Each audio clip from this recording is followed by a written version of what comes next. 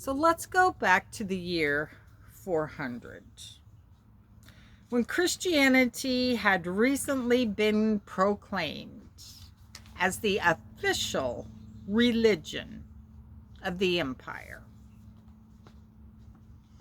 In that era, when Christianity became the official religion, there was a plethora of sacred and holy stories, liturgies, bits of wisdom to draw from. There was a whole bunch of them. And the bishops of this newly proclaimed religion took it upon themselves to narrow those stories down. They were going to decide which of the stories were right, which were wrong. Which stories should you know? Which stories do you not need to know?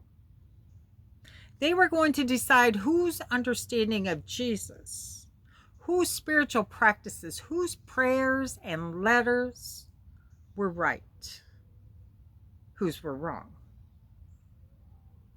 Now, the majority of these texts that they were working with had been composed at the same time, which was about, well, let me just say, after Jesus' life and death. All of these texts were written from, let's say, the year 50 to the year 120 or 150, thereabouts. So they're all coming from the same era. And it's important for us to know that none of the texts, none of the choices, not even the Gospels that we are familiar with, are the work of one person. These are the works of communities. That includes the letters of Paul.